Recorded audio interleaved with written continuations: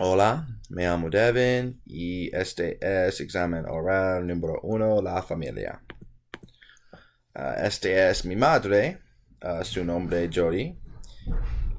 Tiene 52 años y es muy inteligente, bonita y trabajadora. Mi madre es una profesora y en su tiempo libre mira la televisión y habla por teléfono con amigas. Este es mi padre. Su nombre es Craig. Uh, Craig tiene 55 años y es divertido y bajo. Uh, Mi padre trabaja en la ciudad de Norcross. Nos gusta mirar la televisión por la noche. Mi padre mira al basquetbol y fútbol americano en el televisión normalmente. Estos son mis hermanos. Este es Camden y este es Ashton. Camden tiene 16 años y Ashton tiene 10 años. El cumpleaños de Camden es 20 de julio y Ashton es 21 de septiembre.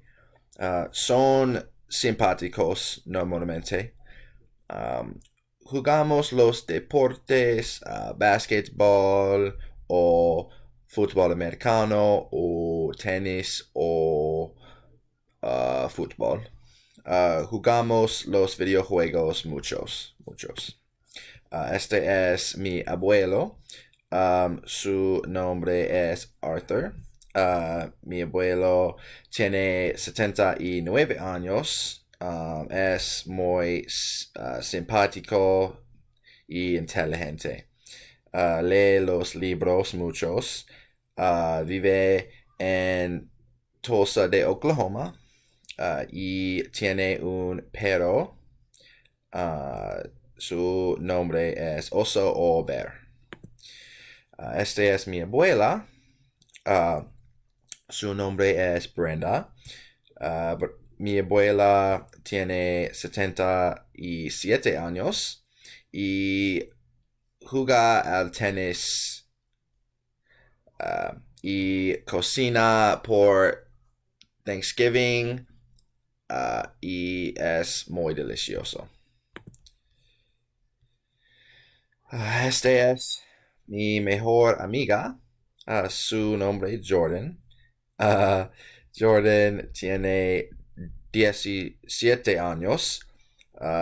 Es muy simpático y divertida y muy bonita. Jordan, el cumpleaños de Jordan es 11 de mayo y toca el piano muy bien. Gracias.